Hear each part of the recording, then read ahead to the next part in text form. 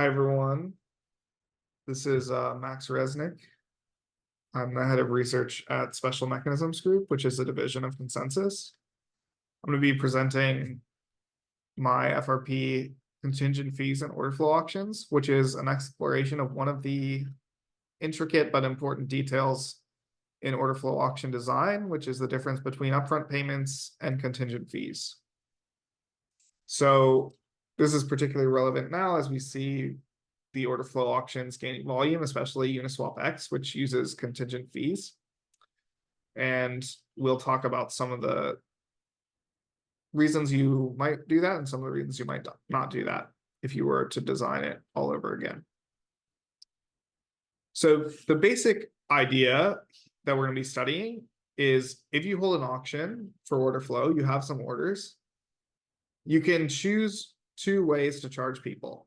Either you can charge them when their order executes on chain, or you can charge them when they win the auction. So naively, like, let's just think of some reasons you might want to do the first one, some reasons you might want to do the second one.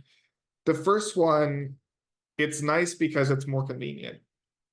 You're already executing an order. You can kind of add a simple transfer. The gas fees are low.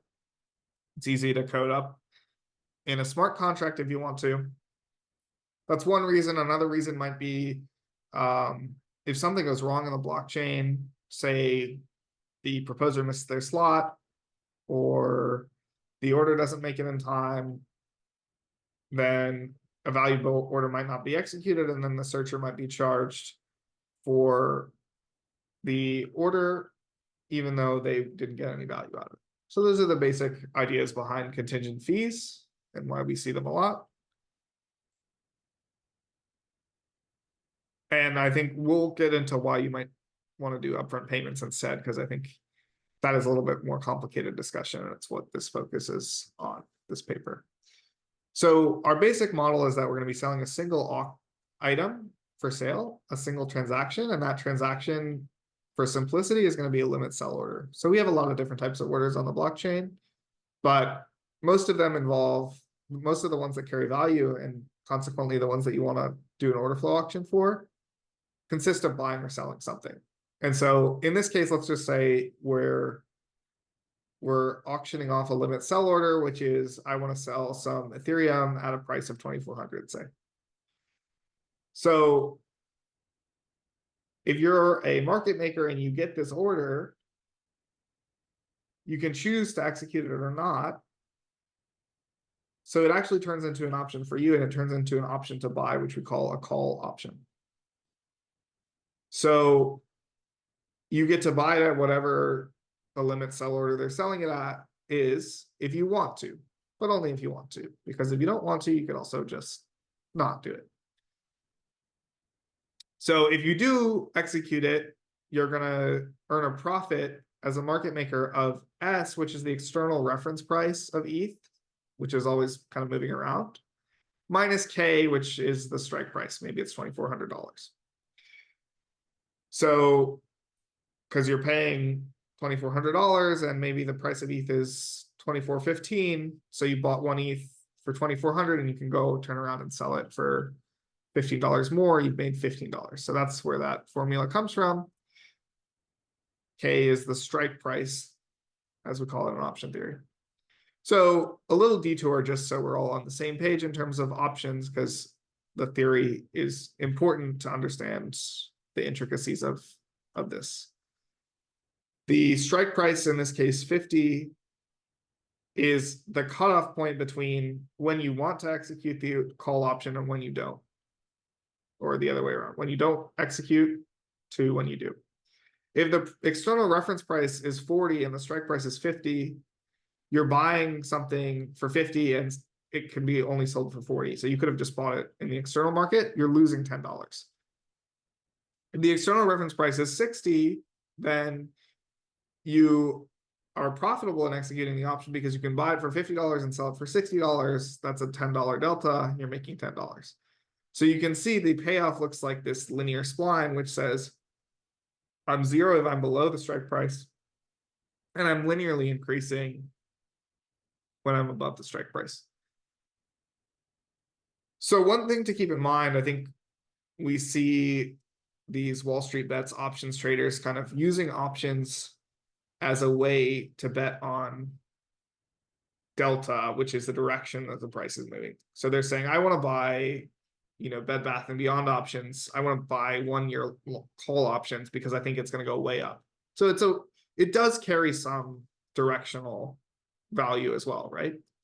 But it also is speculation on variance. So you're making more money when the price is more volatile, even when the expected price is the same in the future.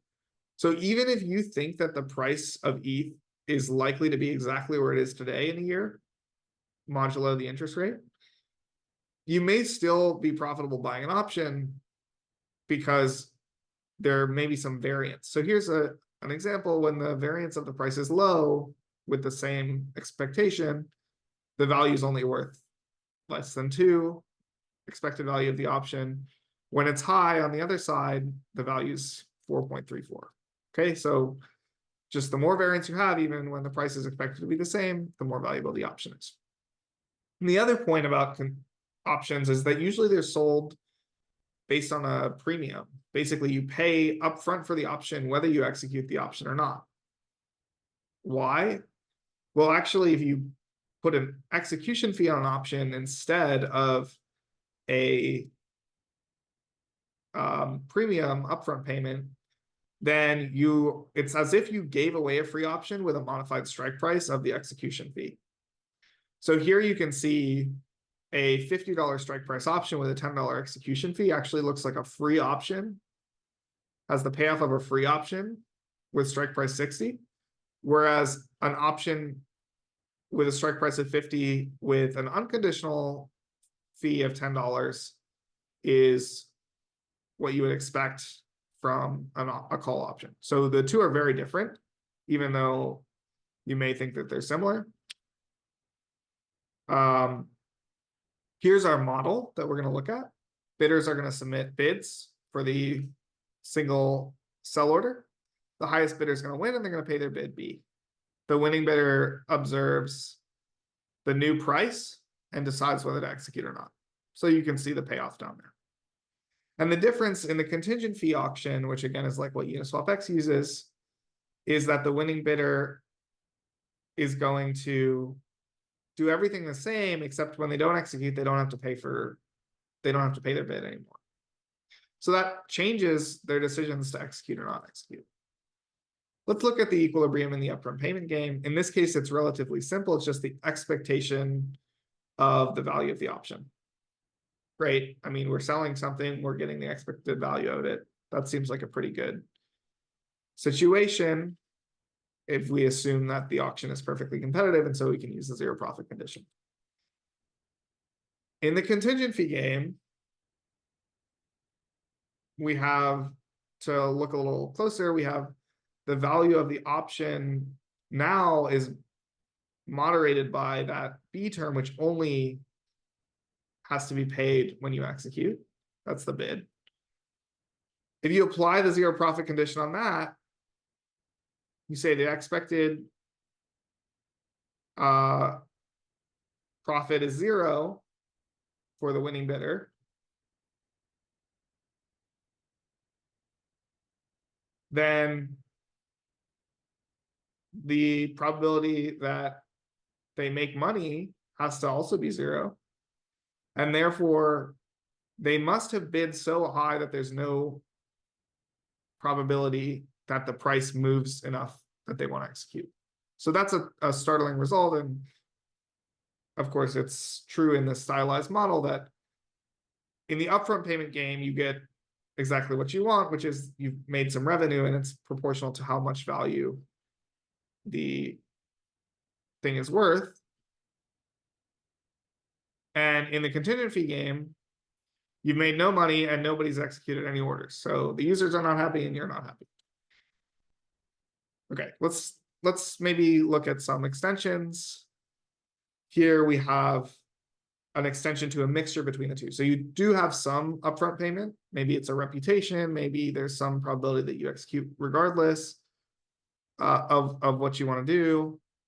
And there's some portion that is contingent. So that's what this looks like, and I have all the math here, but I think we are a little short on time, so I'll just go through it. You can solve for the equilibrium. It's the solution to this equation. And if you go through the math, you can solve for the probability of execution, the revenue, the effective spread, which is a measure of execution quality. The summary is basically the closer you are to upfront, the better. So we look at these mixtures, the ones that are closer to upfront with higher alpha have better probability of execution. So the users are happier. Auction revenue is increasing, so the auctioneer is happier. And the effective spread is decreasing. Good for users. So let's illustrate that with a uniform noise factor on the price. You can see the bids are decreasing, but actually the revenue is increasing because bids are coming down, but the probability that you have to pay them is going up. And on the margin, the interaction between those two means higher revenue, not lower. The effective spread's coming down, great for users, and the probability of order execution is going up. Again, good for users because they want to trade. Now, maybe you say, Max, that was just the uniform price. So here's a bunch of other distributions. So you can see this is not just a uniform price thing. This is something that's true of a lot of distributions. And you can see the regularity conditions in the paper, but you can see basically this trend holds of execution probability going up, spread going down, and revenue going up. So what can we do about it? Let me just discuss one thing that has been floated around, which is if you're Uniswap X, you say you have to execute at least X% of orders. So very quickly, you can see that this doesn't necessarily work very well because what they will do is simply cut the most painful things to execute so that they stay within the margin. So you say you have to execute at least 90% of your orders. Well, they're still going to play games. They're just going to not execute when it's most unprofitable for them to do so, and execute when it's only slightly unprofitable so that they can remain within that margin.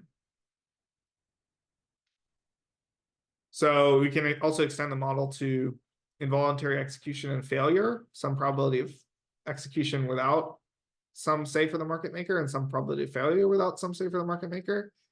Nice that it turns out to be this mixture model with just a different mixture parameter, which is good. So we don't have to do any more work.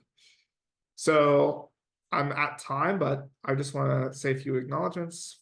Thank you to Flashbots for the FRP that funded this research, and to Quintus, who was a great sounding board while I was working on it, and to Malesh Pai, who works with me at SMG, who also gave a lot of comments at the time and now. And then also thank you to Uniswap for going ahead and building this and putting it into production so that hopefully eventually we can write a paper with data and see whether this attack that I'm describing actually happens in the real world.